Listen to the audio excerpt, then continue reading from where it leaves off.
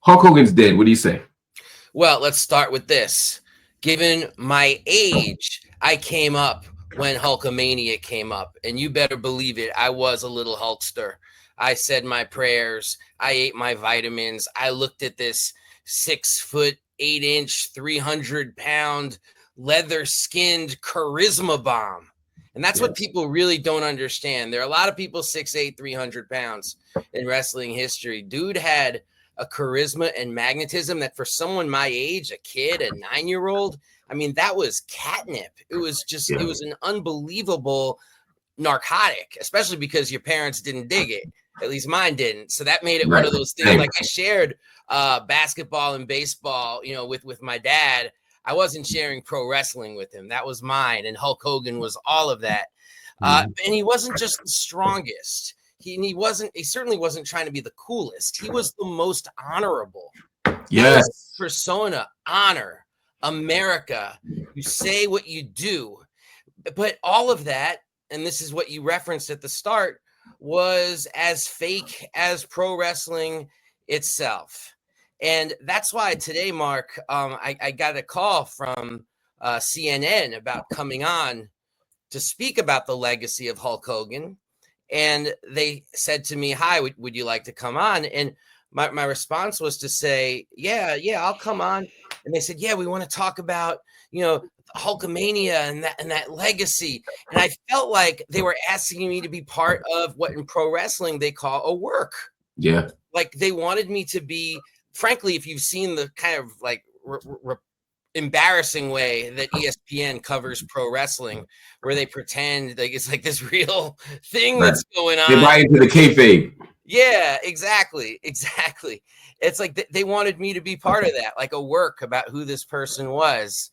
And I said, I'd love to come on, but I'm going to talk about how he was a racist, union busting, anti-freedom, pro-Trumpite, who has been accused of abuse by numerous women in his life. This is not a person who has led a good life. This is somebody, even if you think of him, as you said correctly, as being on that wrestling Mount Rushmore, he also almost single-handedly took down through his own jealousy, selfishness, and paranoia, the two biggest wrestling organizations in the world. And one of them he actually did take down, the WCW. And let's get. Yes, sorry. No, you're laying out all the things, and we got time. Racism, union busting, abuse, Trump, and the lawsuit against Gawker that had a horrifying effect on free media in the internet age. That's the Hogan legacy. No, that's true. I was actually with Hulk Hogan when that Gawker thing happened. That's a whole other, I mean, literally, it's a whole other story. Are you honestly not going to tell it? I will. I promise. Incredible. I promise. But let's start first for those who don't know, because not everyone was a wrestling kid like you and I were. Pro wrestling under Vince McMahon Jr. Becomes bigger than anything we've probably ever seen before. I mean, pro wrestling in the United States in the 50s, 60s, 70s was a big deal, no doubt. But there's just nothing like what we saw when Hulkamania takes over, but also when Vince McMahon Jr. takes the reins from his father and really moves the WWF into the mainstream of American popular culture. Now, the thing that's interesting, I think, is that part of how Vince McMahon did that was to tap into not just the kind of cultural pieces of America, but also the political pieces, and to intersect those two things. I mean, Hulk Hogan wins WWF Championship by defeating the Iron Sheik, which is important because obviously the Iranian Revolution happens in 1979, and he very wisely understood how to play on racism. The WWF was built on this kind of racism, and so when the Iron Sheik wins the title, and before he was the Iron Sheik, they gave him different titles, but one point he was an Arab, one point he was Iranian, but they always made him violent, they made him irrational, and they created a whole narrative around this. and he kind of stole the belt from Bob Backlund. Remember when Bob Backlund, his manager, kind of threw the towel in, and there was some sketchiness around it. Ultimately, Hulk Hogan wins the title and kind of recovers the belt from Iran to America at the same time that he's appearing on Rocky. Eye of the Tiger is his theme music before I Am a Real American becomes it. He is the face of America at a moment where under Reagan, where America's trying to figure some shit out. And I think that's important to understand that franchise in the 1980s is built him, Sergeant Slaughter. I mean, there's a whole kind of infrastructure of super American patriotic kind of unquestioning, God bless America and no place else stuff happening. So Hulk Hogan, I just add everything you're saying. Everything you're saying. What also goes with that was the production design that Vincent Kennedy McMahon brought to it. That the previous, local promoters or regional hucksters, it all kind of looked the same. You had this gym that looked like it might even be in a barn or a very small arena. And the people who would fill it were a lot of like middle-aged folks, white folks. Yep. In the South, it would be very multiracial in there, if not segregated. But it was people getting off work who really hated the bad guys and lived and died with the good guys. It was real as Game 7 of the World Series to folks. Vince McMahon embraced the idea of sports entertainment. He said, this is a cartoon. You would watch his shows. It would be Saturday morning. And then he spun off his own cartoon. We had the action figures, turquoise, pink, the yellow polka dots that he put on the American Dream, Dusty Rhodes, to mock what the Dreams actually stood for. That's a whole other conversation. A lot of racism in that one, too. That was tremendous. That he did against Dusty Rhodes because of Dusty Rhodes' audience among Black people in the South, where he had legions. Because Dusty was from Georgia and soul, baby, as you say. But I could go off, as you can probably tell, in a lot of directions with this. But it's just to say that Vince McMahon found the secret sauce to get rid of grandma ready to punch somebody in the face and bringing in kids. Classrooms, kids coming to Madison Square Garden, kids lining up to meet Hulk Hogan. He was a cartoon character come to life. Right. And then they had the other people, the experienced wrestlers, really follow suit of turning their personas into cartoon characters. Yes. And that became what the WWF was about. And for a very significant run, you figure 1984. And again, I mean, this is obviously Malcolm Jamal Warner has loomed large for us, and it was a tragic loss. And so I'm thinking about him too. When I think about the Cosby Show in 1984, I'm thinking about Hulk Hogan winning the championship from the Iron Sheik 1984. We can think about hip hop. I mean, there's a lot happening in 1984 is such an extraordinary year. The 84 Olympics. 84 Olympics, yes. Which is a huge one, only because the Russia and the Eastern Satellite States boycotted. So it was just an easy run for the U.S. and we piled up the golds. And instead of, it's so interesting looking back, instead of it looking like sort of an ill-gotten gold, because there was basically no competition there, the USA was amped up to unperceived levels. McDonald's was giving out free stuff based on the gold medals won. I mean, it was a thing. Those 84 Olympics, patriotism, Mary Lou Retton.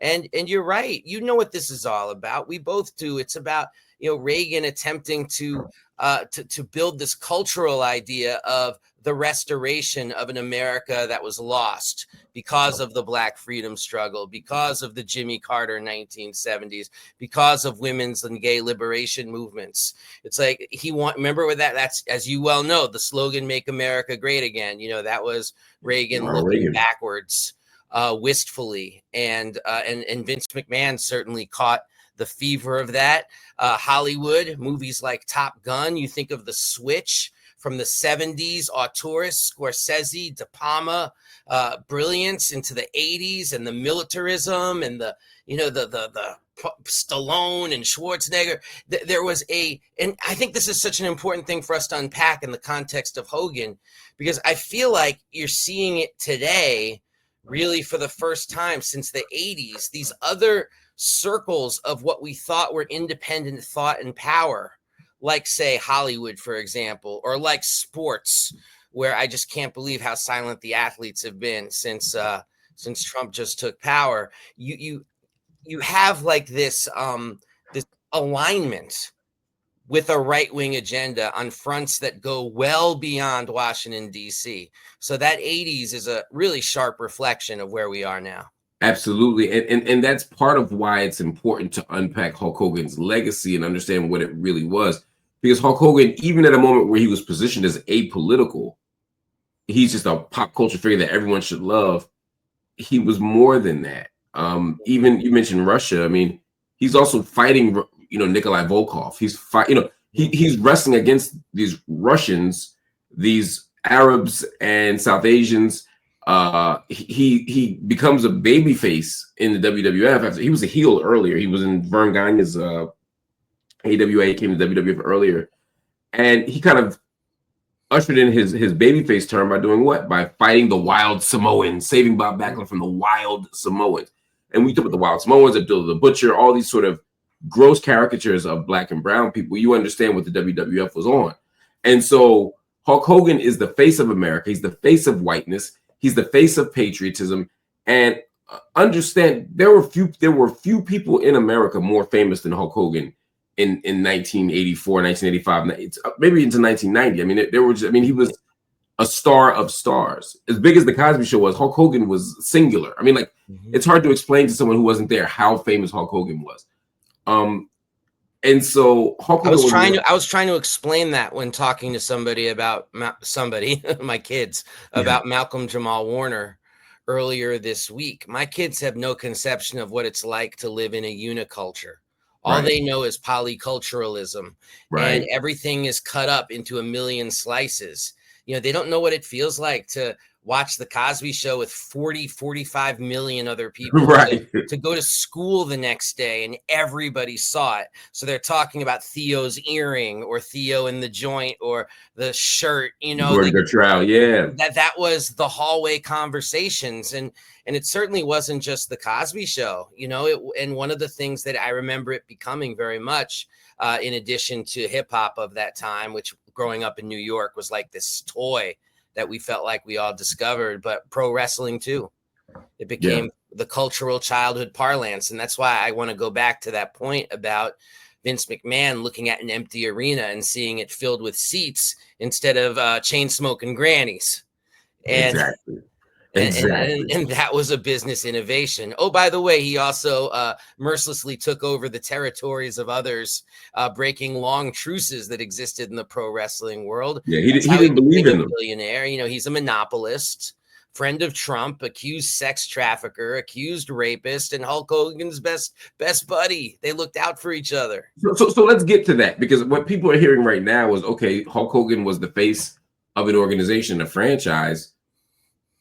The organization might have some interesting political or ideological leanings, but Hulk Hogan was an American hero. Why is he so bad? Because we can't blame Hulk Hogan for Vince McMahon's madness. So what did Hulk Hogan do that was so bad? That's what some people are wondering right now. We were just talking about a polyculture versus a uniculture. I'm not even sure his actual anti-heroism with which he lived what I consider to be just a very, very repugnant 71 years on this earth. I think other people would find virtues. I mean, that's what Trumpism is really all about. Like when I think of Hulk Hogan, I think of the way he held down Black wrestlers, brown wrestlers, using his influence as a friend of Vince McMahon, like really ruined careers. And frankly, there are more than a few white wrestlers who would say the same thing. That's part of it. But then also like his liberal use of the N-word, which people had talked about forever. Yes. And then it was caught on tape, released on tape, I should say, 10 years to the day from today. How's that for a wild, kismet, serendipitous? In this case, God is maybe not merciful, but God is appropriately vengeful. Yes, I'll take it. I'll take an Old Testament God right now. Yeah, this is my Old Testament God saying, okay, all the news stories then have to say, wildly, this is also the 10-year anniversary of the release of tapes where this living American saint who we're all crying over said the N-word 1,000 times in the most foul, repulsive context imaginable. But that's the thing. It's like he's connected to racism as a state of mind, and also he was committed to racism structurally in his world. And he did try to apologize for these things over the years, but then in comes Trumpism to say to him, we are here to rehabilitate you. And all the things you're apologizing over, well, actually, these are virtues. And that's, I think, where he ended up as this kind of person in thrall of Trumpism, willing to just humiliate himself for this, desiccated orange ball of nothing. And him doing that, to me, I think of him in the 1980s, and someone much smarter than I needs to write about this. But how is Hulk Hogan not the embodiment of American decay over the last 40 years? I mean, in terms of physically, what it looks like when the steroid-addled muscles begin to lose you, when the fake leathery skin starts to fall off your body. Age gets us all. But, age doesn't mean you still have to wear the tank top and pretend that you're still 35 years old when you're pushing 70. Those are choices that you make. And it's that preening idea of, he just was on reality show after reality show, cheapening the brand over and over again. And then at the end, just a servant of tech billionaires and fascists. And that's the journey from the mid 80s, real American, uniting the country around the 24-inch pythons. You mentioned that he was a union buster. Say more about that. This is an important part of the story because this was lore in wrestling for a very, very long time, that right when the WWF, as it was then, was about to just explode in popularity in the mid 80s, Jesse the Body Ventura, future governor, of course, of Minnesota, had a whole crew behind him to unionize the locker room. The wrestlers were going to be unionized. The wrestlers were going to have a say over their schedule. The wrestlers were going to fight for decent health care. That was amazing. Yes. And to this day, it's never happened. And it didn't happen then. We were never closer than in the mid 80s with Jesse the Body. He had too much respect in the locker room. It was going to come together, and he had good people with him. And then what happens next? Hulk Hogan goes to Vince McMahon and rats out everybody, says what everybody's doing to organize. He's an informant, the whole thing. And again, I grew up in a country, Mark, where the rat was not somebody you celebrated. Right. Like quite the opposite. Quite the opposite. And I'm talking, we're back to the issue of polycultural and monoculture, because whether, rural, urban, black, brown, white, the rat was not who you wanted to be. Such a big deal that the Oscars, remember, couldn't even give an honorary Oscar to Elia Kazan because 45 years earlier, he informed people were like, oh, hell no, we don't support rats. And yet here Hulk Hogan is the rat. And now we have people in this country clearly who don't think it's a bad thing to be a rat if you are a rat in the service of power. And people like Vince McMahon, like just Paleolithic sexists and alleged rapists, like these are the people that people like Trump then become attracted to, and exactly. Almost oddly paternal, like as Vince as the father, and him running to him about what's happening. And and then snitching is the word, snitching to him. Yeah, he was a snitch. I'll never forget Jim Brown saying to me that a snitch was the lowest form of human life, because at that point you are just saying to the world that they own you and you don't own any part of yourself, and you're doing it by choice. Yeah. And so he becomes that snitch. And just to say this, Mark, for years, this was something wrestlers talked about. And that's the thing. And it was only until recent years that Hogan came forward and confirmed it. He denied it for years, gaslighting people, the whole thing, and frankly, he's doing the same thing about the abuse allegations by his wife and daughter. I mean, it's And it feels Trumpian. It's like there is no such thing as truth if you can be loud enough and omnipresent enough. And that's why we go back to how I think, fortunate it is from a truly Old Testament standpoint that he goes does his transition 10 years to the day when people all found out how much of a racist he really was. What timing? It feels unfair that he didn't get to be held accountable properly, but he never was going to be. I mean, there's a way that even when the leaks came out and he was talking about being a racist, or the audio came out and people were talking about him being a racist, people excused it, including some of the black wrestlers in WWE, although many others didn't. And I think about other wrestlers, people like Bad News Brown and others, who talk about the explicit racism they heard from some of the biggest superstars in the organization. What's the Gawker story? How would you? Because the Gawker story is interesting to me because it's a story that's rooted.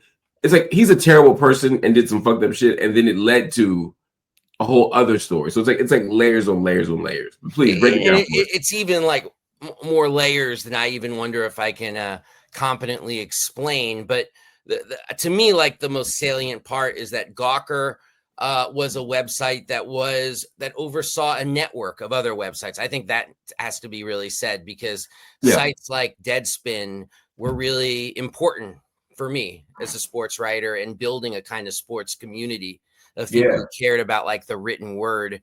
And, we can name other ones, Roku. I mean, there was a car one. I mean, there was a lot that people gravitated towards under I'm forgetting like a really famous one, the women's rights one.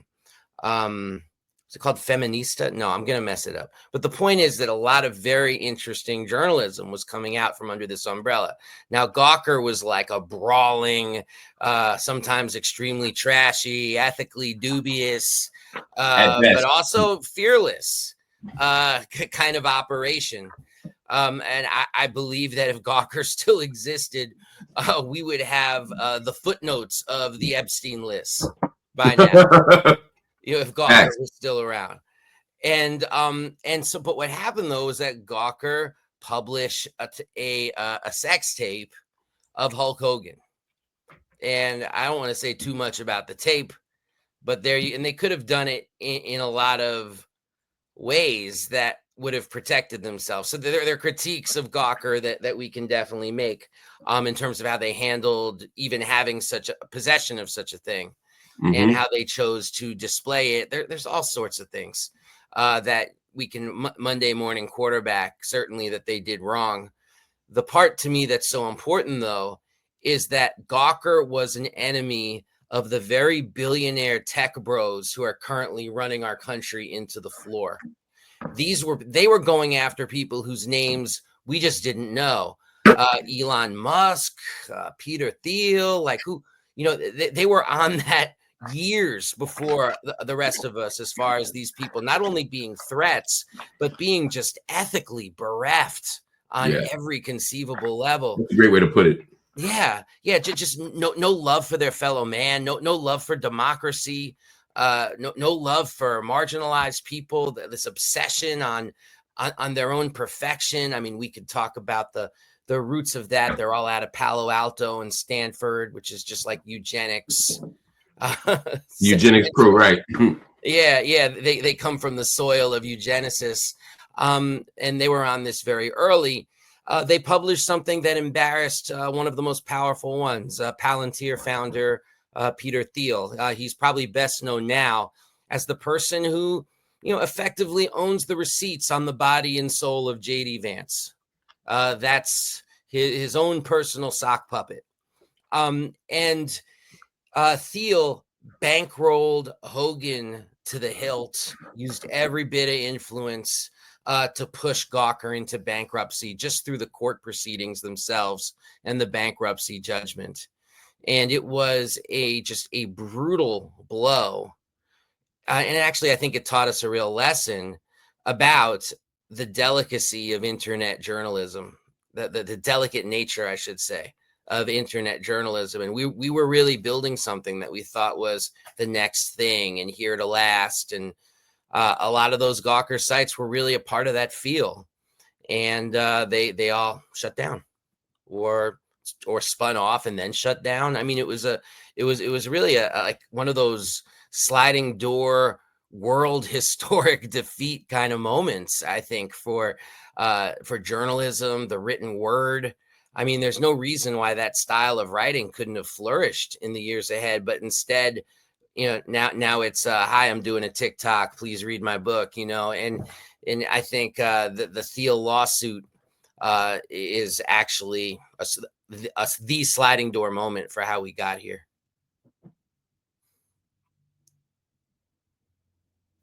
At the core of the Hogan lawsuit, of course, was, as you said, a sex tape. And Hulk Hogan, he's such a terrible person. I mean, he had sex with his best friend's wife. Mm-hmm. I think it's important for people to understand. Again, people have a right to have sex with who they want as long as it's consensual. I get all that. But just when you just talk about being a bad person, mm-hmm. he had no loyalties. He had no commitments that seemed to force him to make morally upright decisions. He did what was best for him at all times, as a wrestler, as a person, etc. I remember when I was working at HuffPost, I interviewed Hulk Hogan a few times, and I gotta say, he was nice to me, very nice, super kind. My daughter was there one time. He arm wrestled her. Him and Jimmy Hart, sort of like they did a promo for it. It's pretty neat. And I was like, Hulk Hogan is as nice as I would have hoped. Mm-hmm. And then we were sitting there talking, and the sex tape leaked while we were sitting there. Because Gawker put up those couple minutes, and I was like, "What about this leak?" And he was like, "What are you talking about?" And I was like, and so we started to talk about why it was happening in real time. And I remember him being disturbed. And I don't remember the story. I'm a little fuzzy with the story, so I don't want to give too many details. I have to go back and watch the interview. HuffPost doesn't keep everything. But I remember instantly feeling that this was going to be bigger than a Hulk Hogan or sex. It was that this was going to really change the face of media and journalism. And the fact that I think Hulk Hogan was awarded 9 figures or something. It was something crazy when I think they gave him like 115 in compensatory and like another 35 in like punitive or something. But like it was something crazy. Mm-hmm. And everything changed, and then I remember maybe a while later, I don't remember how much the tape came of him using the N-word. Mm-hmm. And I was like, wow, this is not the person who I met. This is not only isn't the person who I saw on TV every Saturday. This isn't the guy I used to stay up for Saturday Night's Main Event to watch. This isn't the guy I rooted for against Andre the Giant, and what is still like one of the most watched TV shows ever. I mean, it's like tens of millions. The Pontiac Silverdome, WrestleMania 3, just a legendary night. And yet, who stole the show that night? Ricky the Dragon Steamboat. Yes. How many times was Ricky Steamboat the champion? Zero.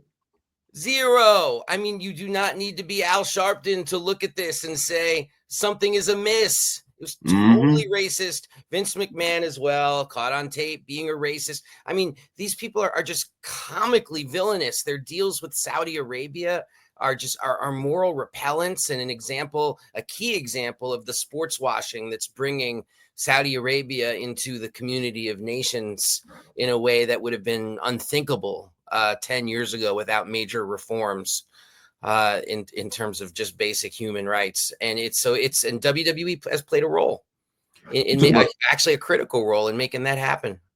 So when the final story is told on Hulk Hogan, when we think about his legacy, what should the legacy be? The legacy of Hulk Hogan at the end of the day should be that a hero ain't nothing but a sandwich. Word. I mean, this is not someone anybody should be looking up to. And particularly, always remember this. This isn't just a pro wrestling thing. You see people on TV. We do not know these people. And there is an artifice, especially in the age of reality television, of being on television, of being in a view that I think we need to assess much more strongly when we're thinking about the character of these people, because you cannot have a polar opposite character study quite like the real American Hulk Hogan ending his days as a fascist bootlicker. Chris Cuomo tweeted tonight, Hulk was America, or Hulk is America. What do you make of that statement? Well, Chris Cuomo, one of the great minds of our time, I'm glad has weighed forth, bringing to bear his considerable history of book learning to the question of what Hulk Hogan and his significance to U.S. society, and the culmination of the greatest education that one of the richest countries in the history of God's green earth could produce, as the son of the governor of the great state of New York, every possible privilege. Chris Cuomo was able to think for a moment about the legacy of the Hulkster and say the words, "Now that's a real American." So what we see in Chris Cuomo, honestly, is the problem with people. I just feel like they're all part of a play right now. Like they're on the WWE set talking about somebody who has no semblance of resemblance with reality, with the reality of who this man was. And I think that's why I might feel like my head is going to explode, like in the David Cronenberg movie Scanners, because I'm watching this media mark and I'm asking, who are you talking about? That was a guy on TV. Right. It's like it's almost like you can love Hulk Hogan. It's Terry Bollea who's the monster. So there's a way that the Hulk image, but the problem with that division is that it lets Hulk Hogan off the hook too, for all the reasons we've been talking about. It's not just that in his private life he was somebody we didn't love. It's that he just wasn't that great a person when you subject his professional life to very much scrutiny. My last question for you, David, what do you say to people who say, okay, fine, maybe he was a bad person, but why can't we let his body get cold first? Why are he was loved and adored. Why are we jumping on the bad stuff right away? I mean, first and foremost, I love Robert McCall, Denzel Washington's character in the Equalizer movies. That doesn't mean I think Robert McCall is this real dude who's in a diner in Boston. You see what I'm saying? Like, that's part of what's driving me so crazy. This was not a real person that you are discussing on CNN. For people who say, why don't give it time? I would just say that these are the moments where we actually have to lay out the stakes of somebody's legacy, because the cement eventually hardens. And the next thing you know, Meryl Streep is starring in a movie about Margaret Thatcher. If that made sense. It did. I'm sorry. I was laughing. The mute. Okay. I was like silent. I was like, no. I was laughing, and the mute jumped. The mute button had jumped on. No, that was perfect.